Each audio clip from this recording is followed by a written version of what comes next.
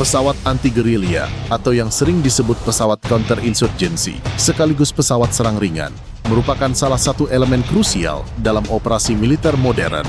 Meski ukurannya tidak sebesar pesawat tempur multi-role, jenis ini justru dikenal sangat gesit, hemat biaya operasional, dan tetap mematikan saat diterjunkan di medan sulit, terutama menghadapi pemberontakan bersenjata atau konflik dengan intensitas rendah.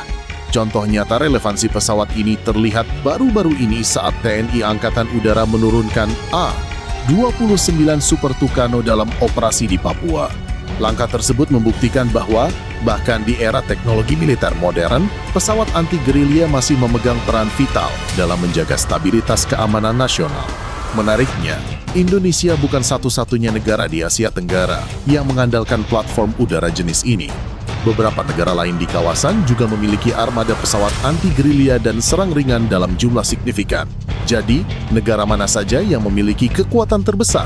Simak ulasan lengkapnya sampai akhir. Di kawasan Asia Tenggara, Myanmar dikenal sebagai negara yang paling aktif mengoperasikan pesawat anti-gerilya. Konflik internal dengan berbagai kelompok pemberontak etnis dan gerakan bersenjata menjadikan kekuatan udara sebagai elemen vital bagi AU Myanmar.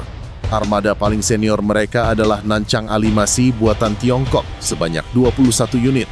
Jet serang darat ini telah lama menjadi tulang punggung operasi udara taktis Myanmar, terutama untuk serangan target darat dan dukungan udara jarak dekat, berkat kemampuan membawa bom dan roket dalam jumlah besar. Selain itu, Myanmar juga mengoperasikan Karakorum sekitar 50 unit. Pesawat ini berfungsi ganda sebagai jet latih lanjut sekaligus pesawat serang ringan yang lincah, mudah dirawat, dan cocok untuk patroli udara di wilayah konflik.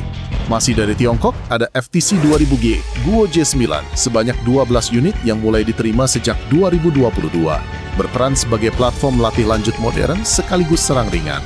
Sejak 2017, Myanmar juga menerima Yak 130 buatan Rusia dengan 18 unit aktif yang memiliki avionik modern dan daya gempur ringan mumpuni. Sebagai pelengkap, AU Myanmar diyakini masih mengoperasikan Soko G4 Super Galap sebanyak 3 unit. Meski sudah tua, pesawat ini tetap dipertahankan sebagai pesawat latih dan cadangan anti-gerilya. Dengan demikian, total armada pesawat anti-gerilya dan serang ringan Myanmar diperkirakan mencapai sekitar 104 unit, menjadikannya yang terbesar di Asia Tenggara. Berbicara soal Indonesia, TNI AU memiliki kombinasi ideal antara pesawat turboprop tangguh dan jet ringan cepat. Di lini turboprop, andalan utama adalah EMB 314 A29 Super Tucano sebanyak 13 unit aktif. Awalnya Indonesia membeli 16 unit, namun 3 unit sudah tidak beroperasi akibat sejumlah insiden. Pesawat yang dirancang khusus untuk misi kontra pemberontakan dan dukungan udara jarak dekat ini dioperasikan oleh Skadron Udara 21 di Malang. Untuk kategori jet ringan, Indonesia mengoperasikan T-50I Golden Eagle sebanyak 13 unit, dengan tambahan 6 unit masih dalam pemesanan. Pesawat ini berfungsi sebagai jet latih lanjut sekaligus serang ringan, khususnya untuk operasi di wilayah yang tidak membutuhkan jet tempur berat.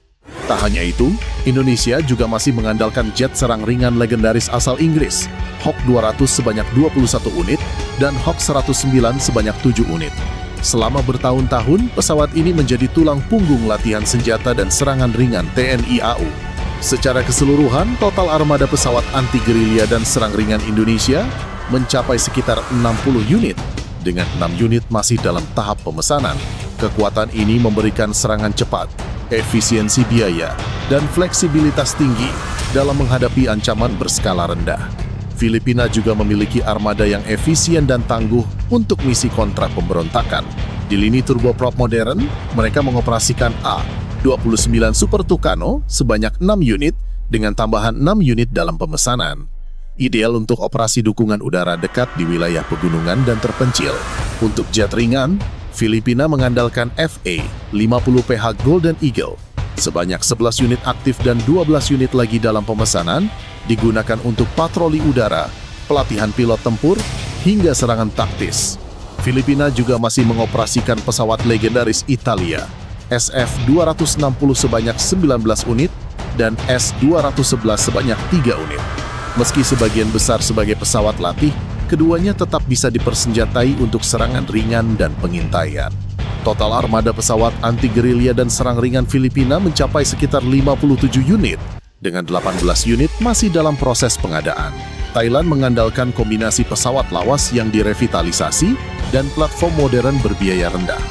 Mereka mengoperasikan Alpha Jet buatan Jerman sebanyak 14 unit yang telah ditingkatkan kemampuannya untuk tetap relevan dalam misi serang ringan.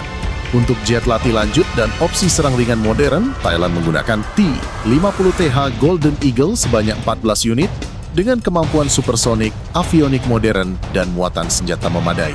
Di ranah turboprop, Thailand mengoperasikan AU-23A Peacemaker sebanyak 14 unit.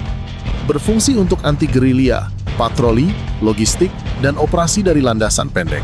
Sejak 2024, mereka juga menerima Beechcraft 80, 6 Wolverine sebanyak 8 unit, difokuskan untuk peran ASR, dukungan udara jarak dekat, dan patroli perbatasan.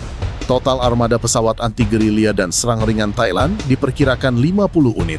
Vietnam memiliki kombinasi pesawat latih bersenjata dan jet ringan yang solid. Andalan utamanya adalah Aero L-39 Albatros buatan Ceko, versi lama diperkirakan 17 unit, dan generasi baru L-39 Skyfox sebanyak 12 unit. Mampu membawa roket, bom ringan, dan senapan otomatis cocok untuk operasi anti pemberontakan dan dukungan udara jarak dekat. Selain itu, Vietnam juga mengoperasikan Yak-130 sebanyak 11 unit dengan avionik modern dan kemampuan serang ringan fleksibel. Total armada Vietnam sekitar 40 unit. Itulah gambaran kekuatan pesawat anti-gerilya dan serang ringan di Asia Tenggara. Dari Myanmar yang paling aktif secara operasional, hingga Indonesia dengan kombinasi turboprop dan jet ringan seimbang. Setiap negara memiliki pendekatan berbeda sesuai kebutuhan strategis masing-masing. Kedepan, peran pesawat jenis ini diprediksi tetap vital, terutama menghadapi konflik berskala rendah, operasi kontra pemberontakan, dan pengamanan wilayah terpencil yang sulit dijangkau. Kalau informasi ini bermanfaat, jangan lupa like, share, dan subscribe supaya tidak ketinggalan update menarik seputar alutsista dan kekuatan militer kawasan. Sampai jumpa di pembahasan selanjutnya.